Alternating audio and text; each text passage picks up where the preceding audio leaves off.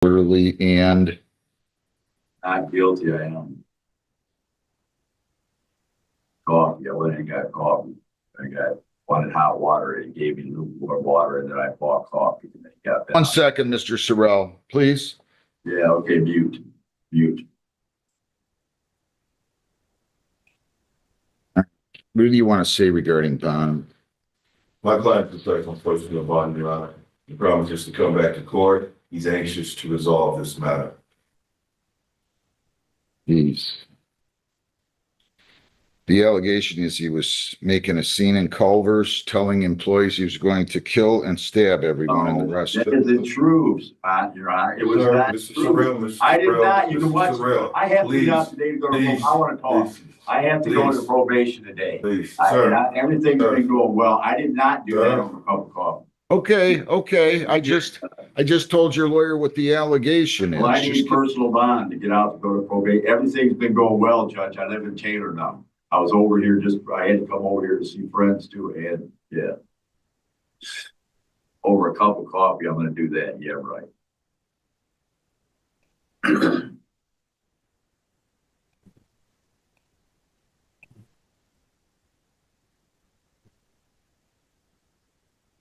All right, I'm going to tell you the bond conditions first. You cannot leave the state without the consent of the court. You cannot violate any law or ordinance. If you change your address, your place of employment, or home telephone number, you must notify probation. You have to report as directed.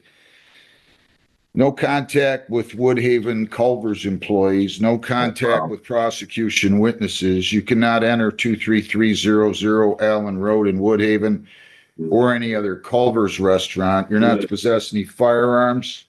You cannot possess dangerous weapons. Good.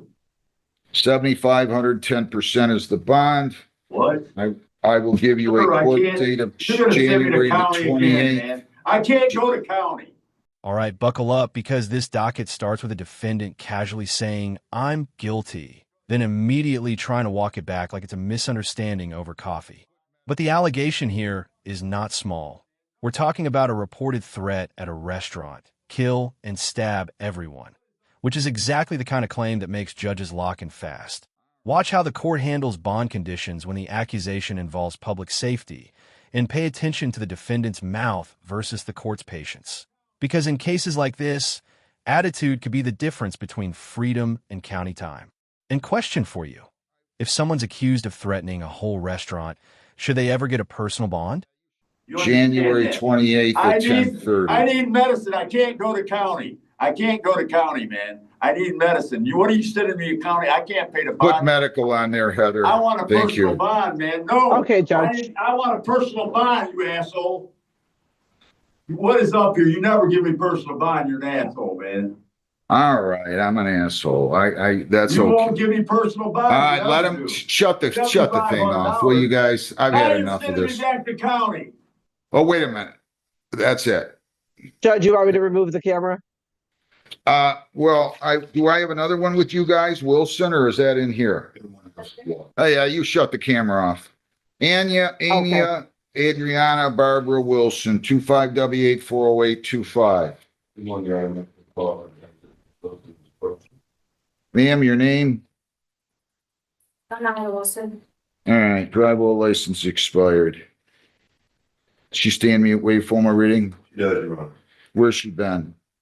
Why didn't you show up on this, ma'am? Your Honor, I know you've heard this reason many times, but it's true here. The bottom line is she didn't get notice, Your Honor. They sent it to her parents' house. Didn't know, or she would have came and resolved it. They handed her the ticket. It said to appear within 10 days. Did you call the court? Yes or no? No. Well, then come on. Don't play with us, okay? Or else you're going to end up in jail. I don't want to hear it. You do that again, you bring a lot of money with you. $100 personal bond. You cannot leave the state without the consent of the court. You cannot violate a law. You must appear in court as directed. Can we get the director, sir, new address, Sean? Yeah. Go ahead. 22576 West Road here in Woodhaven. 4883. I'm sorry, 2256 West Road? Yes. Okay. 76, yes. All right, Woodhaven 48183, and a new phone number, if the court doesn't have it, is 734-925-3816. All right, ma'am, I'm gonna give you a court date. Your court date's gonna be in front of Judge Hess on January 28th at 11.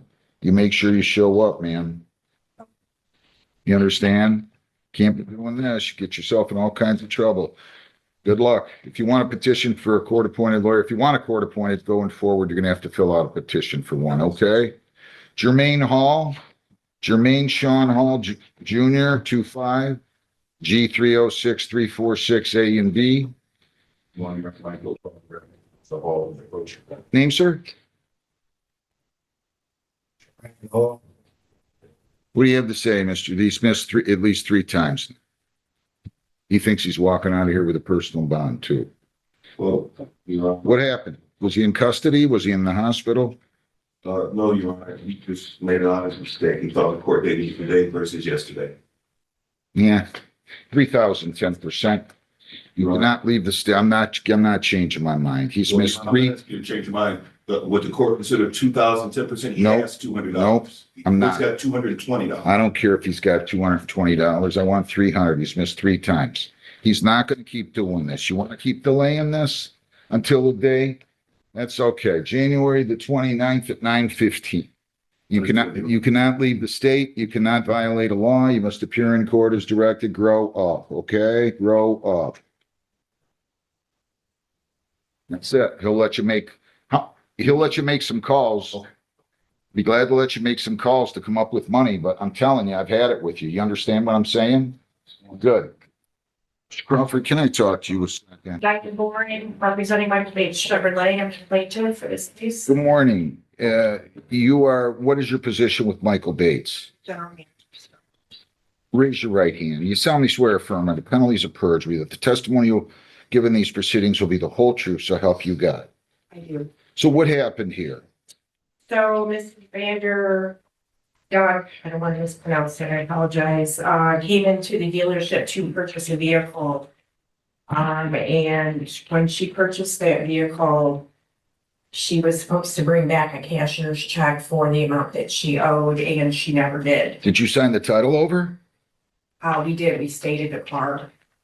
She's. Wait a minute, you signed the title over to her? Yes, we Did she register it with the Secretary of State? Yes. Why would you do that before you got the money? Or was this a later payment, balloon payment at the end? It was, if you look on the attachment, sir, you'll see the payment plan that she organized with the dealership. Jeez, I see. Okay, good enough. So she owes you guys, she got the car, she didn't pay for it. You still are owed $6,216. Thank you. And 60 cents. You should have some court costs too. Can you give me a breakdown of those? I need to know what you paid for.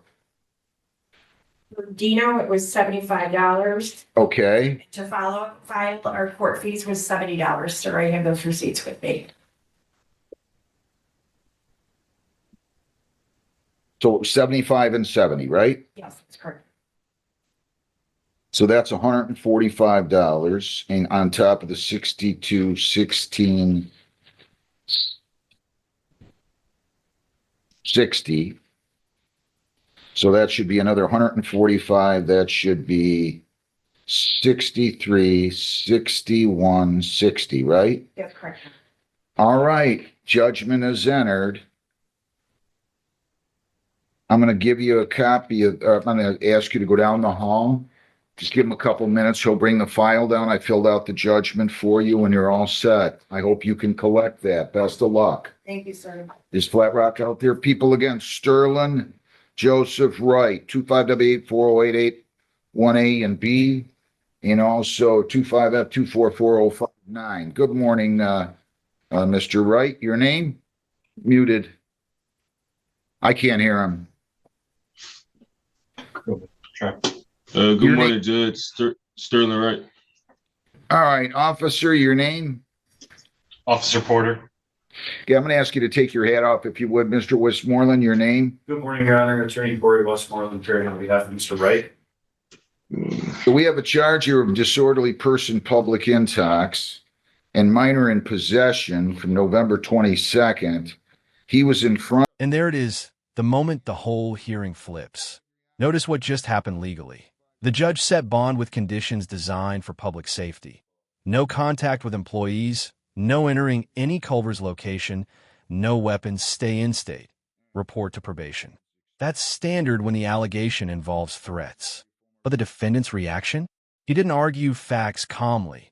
He escalated, insulted the judge, and basically dared the court to punish him. Judges don't lose their temper. Here, they manage the courtroom. When someone shows they can't control themselves on camera, the court starts thinking, what happens off camera? Comment section question. If you were the judge, do you give one more warning, or do you send him straight back like this? Of me on December 11th. The case that he was in here on November 22, he didn't show up for on December 17th. And he also has an open intox. Where's he been? Your Honor, he's currently living down the road and he didn't have, All right. I see.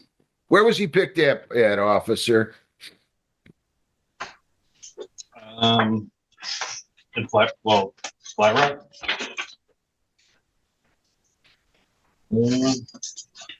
That I'm not sure. I believe his address is in Flat Rock. So, Right. You didn't graduate, did you, son? No, I did not graduate from high school. No, I can't hear you. no, I did not graduate. You're not in high school anymore. No, I'm not in high school anymore. Are you working? Yes. Where? In Flat Rock, I moved furniture. For who? Work for a moving company. Which one? Wheel Deal Moving. Will Deal Moving? Wheel, like WILL. Wheel. Wheel Deal Moving. I Yeah. also work for other companies as well, though. You know why I knew you didn't graduate? How'd you know that? Because when you act this irresponsible, there's no way you get through high school.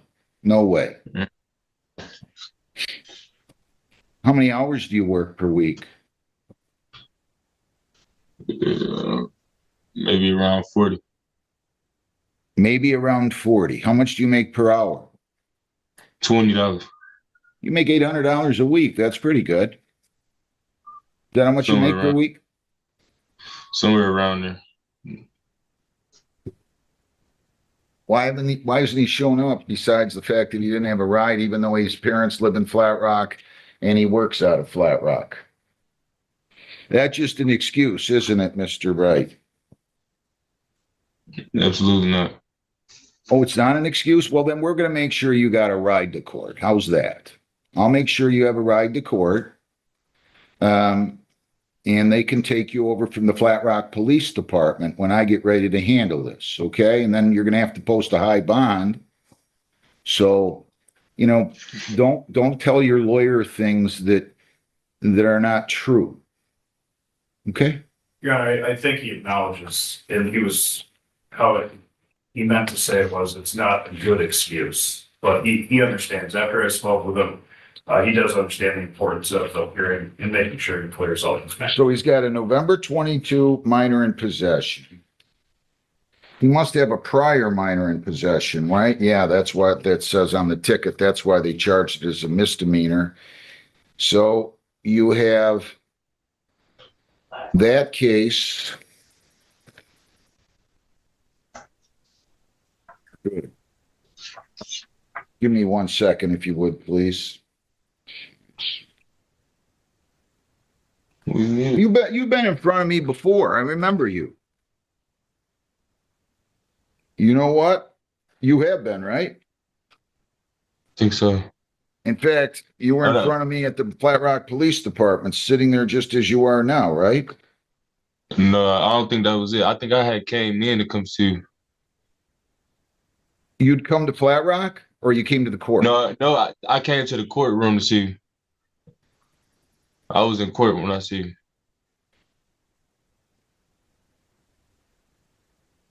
You gonna grow up or you gonna act like this your whole life? No, I'm really ready to figure this out and make it to where I don't got these warrants and I don't have all these fines and we can just put it on one accord to where I can just boom, boom, boom and knock everything down and just instead of having warrants here and being, and keep going through this process. Yeah, It's not. Yeah, well, you're bringing this on yourself. Well, I wasn't sure about a warrant. Like I didn't know how that worked really. I wasn't knowing. You feel me? Do you stand mute and So waive formal reading on the failure to pay, which is 25R514323? That's correct, John. it's a good on there. We good. You missed too many times here, son. John, you're gonna have to go over there. We're gonna have to do a screening as I ordered quite some time ago. So here's what I'm doing. Anything else, Mr. Westmoreland? Not at this time, Judge. Well, I'll give you an early court date. I'll do that because I want to be a lot more fair with you than you have been with us. Okay? Okay. Is that all right with you or? Yes, yeah. Keep doing this. I don't get it. You've missed court 4 or 5 times here.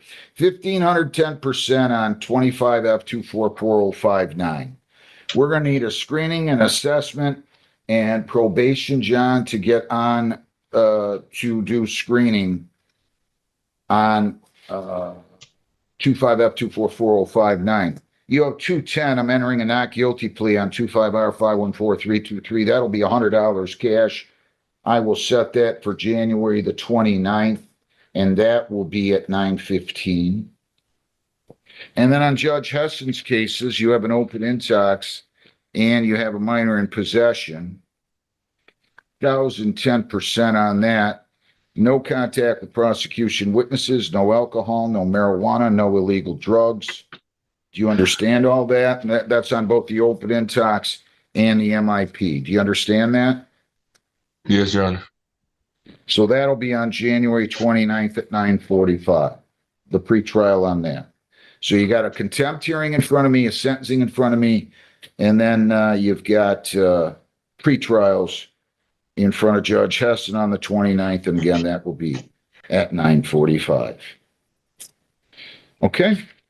You cannot leave the state. You cannot violate a law. You must appear in court as directed. You need to get to court on time, sir. Okay? Don't be late. We understand one another? Yes. Thanks. His probation need to zoom. And we're going to give you, yes, probation needs to zoom in with him, officer. So if you'll just bear with us and we'll get you, tell him, John, tell whoever down there, I want him to have a court appointed lawyer. Trenton Federal Credit Union versus Lisa Tiroli in Hypnotic Inc. 07W995. Good morning, Mr. Kobola. Checking on that one for me, right? Yes, just give me a minute or two, okay? Sure. Thank No, you. take your time. I told him not till 10:30. Okay. Here, Steve.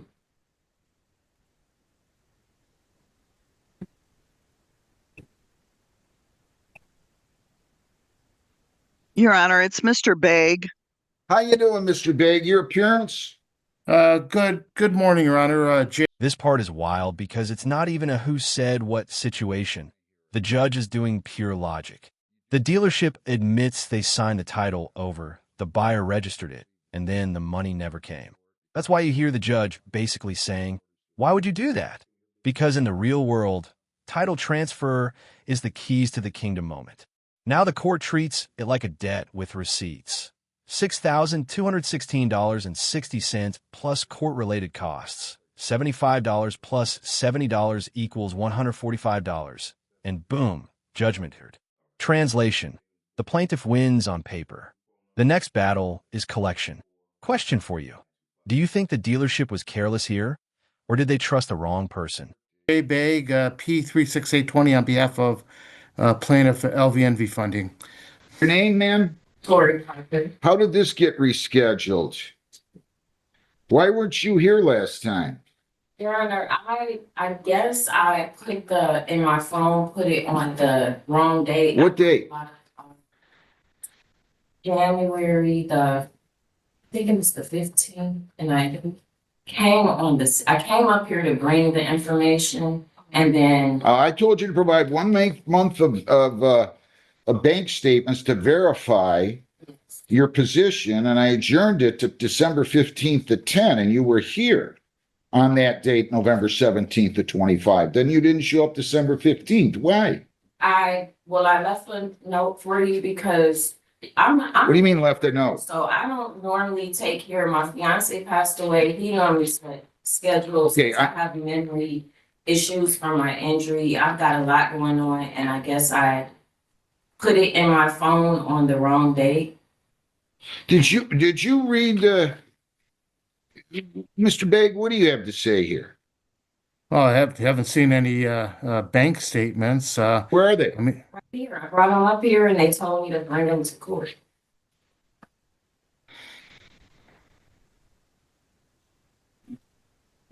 How did this get rescheduled again, Linda? Can you tell me? I'm sorry, Your Honor. Can you tell me how this got rescheduled again?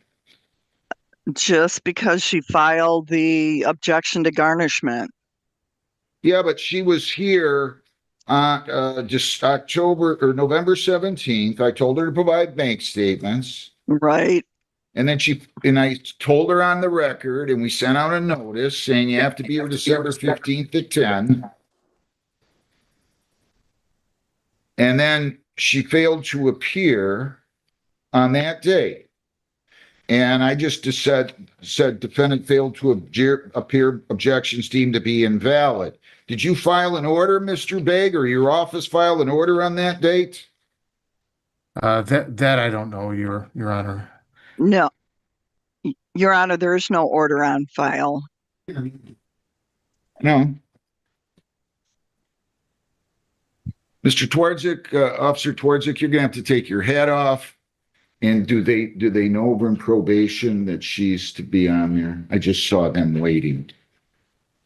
This is for, there's only one. Jessica's the only person in probation, and she's got somebody in there. They're gonna have to reschedule when we get released because they have nobody to talk to yet. Coming from Pam. Emily's off all week. Emily's gone. All week. Good. Right. For good. I'm sorry. Beth's gone. So Jessica's the only one there.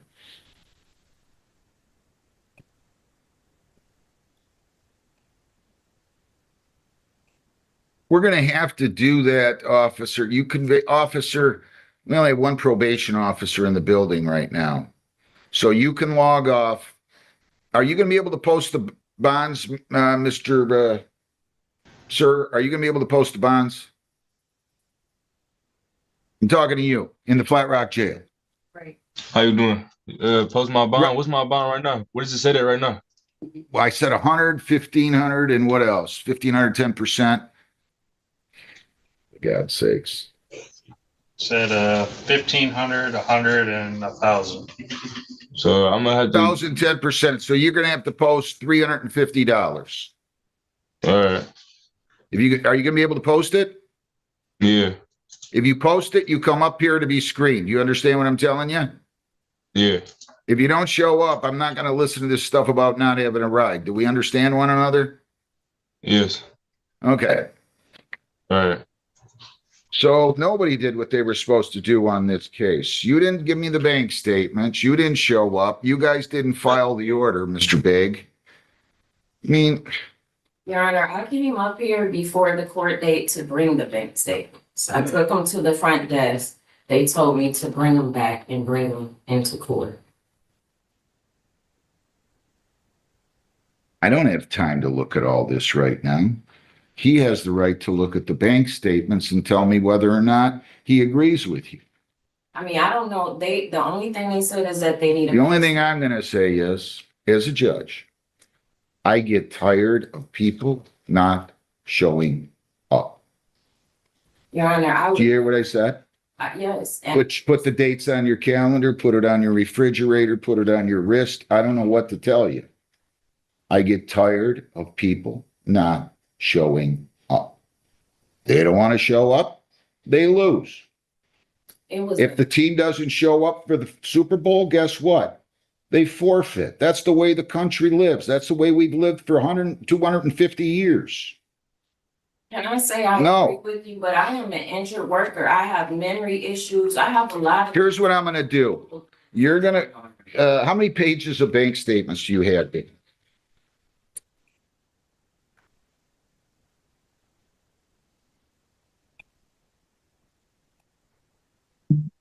Roughly. Okay, that's all? Yes, because I just opened this account for the workers' comp payment. When did you just open the account? I opened it.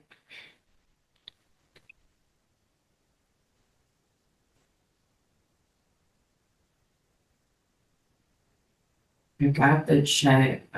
Just tell me about when.